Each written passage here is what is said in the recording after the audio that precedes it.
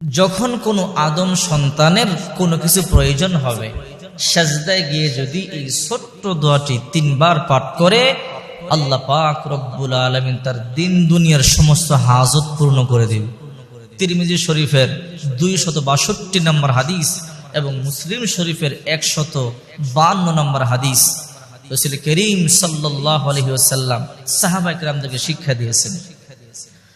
হযরত আবু হুরায়রা রাদিয়াল্লাহু তাআলা আনহু বলেন, বিশ্বনবী মুহাম্মদুর রাসূলুল্লাহ সাল্লাল্লাহু আলাইহি ওয়াসাল্লাম বলেছেন, ওয়াসজুদ ওয়াকতারিব, যখন কোনো বান্দা বান্দি সিজদা দেয় আল্লাহর নিকটবর্তী হয়ে যায়। হযরত আবু হুরায়রা রাদিয়াল্লাহু তাআলা আনহু বলেন, যখন কোনো বান্দা বান্দি সিজদার আয়াত তেলাওয়াত করে তারপরে সিজদায় লুটিয়ে পড়ে, তখন শয়তান কাঁদতে কাঁদতে এক পাশে দাঁড়িয়ে যায়, দাঁড়িয়ে আফসোস করে করে বলে, হারে আদম সন্তান, এই সিজদার জন্য তোমার কপাল ভালো হয়ে গেল, কপাল লেগে গেল। আজকে তুমি সৃষ্টির শ্রেষ্ঠ হয়ে গেলে, আর এই সিজদা না করবার কারণে আমি ধ্বংস হয়ে গেলাম। শয়তান আফসোস করে করে কথাগুলো বলতে থাকে। হযরত উবাদা ইবনে সাবিত রাদিয়াল্লাহু তাআলা বলেন, রাসূল বলেছেন, যখন কোনো বান্দা বান্দি একটা সিজদা দেয়, একটা গুনাহ মাফ হয়, একটা নেকি লেখা হয়, আল্লাহ তাআলা তার 1 গুণ মর্যাদা বৃদ্ধি করে দেয়।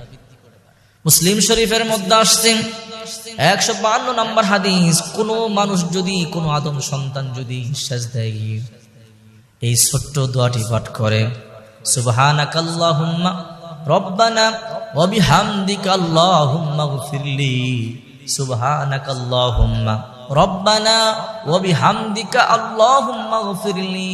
সিজদার মধ্যে গিয়ে ছোট্ট দোয়াটি 3 বার পাঠ করবার পরে আপনার যা দরকার তা আল্লাহ দরবারে চাবেন।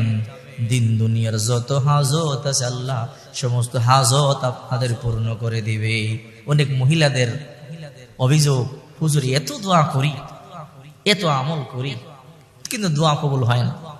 আমি আপনাদেরকে বলবো, এই মুসলিম শরীফের 152 নম্বর হাদিস, তিরমিজির 262 নম্বর হাদিস, সিজদায় গিয়ে নফল নামাজে, ফরজ নামাজে না, আবার যখনই কোনো কিছু প্রয়োজন হবে শিক্ষা দিয়ে দেই, 2 রাকাত সালাতুল নফল নামাজ, সালাতুল হাজতের মধ্যে দাঁড়িয়ে যাবেন, নফল নামাজ সালাতুল হাজতের মধ্যে গিয়া, সিজদার মধ্যে গিয়া আপনি আরবিতে দোয়া করবেন, যা চাওয়ার চাবেন, আল্লাহ অবশ্যই আপনার চাহিদা মঞ্জুর করে দেবে।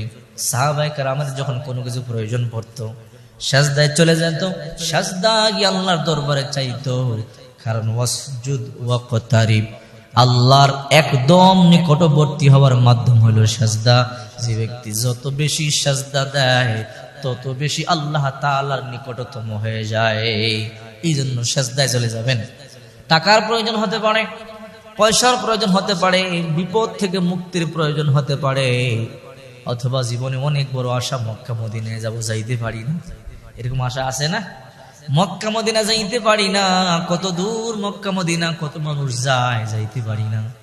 সিজদা গিয়ে আল্লাহ দরবারে দোয়াটি পাঠ করে বলবেন, আল্লাহ মক্কা মদিনায় যাওয়ার তৌফিক দাও, জীবনে একবার হজ করবার তৌফিক দাও। আল্লাহ তাআলা অবশ্যই আপনার দোয়া মঞ্জুর করবে। তবে হ্যাঁ, আবার অসৎ উদ্দেশ্যে দোয়া করবেন না, কাউরে মার্ডার করবেন, খুন করবেন, কাউকে ধ্বংস করবেন, এইরকম দোয়া করলে কিন্তু হিতের বিপরীত হবে। আবার চাবেন কল্যাণের জন্য, জায়েজ পন্থায় দোয়া করবেন, আল্লাহ হাজত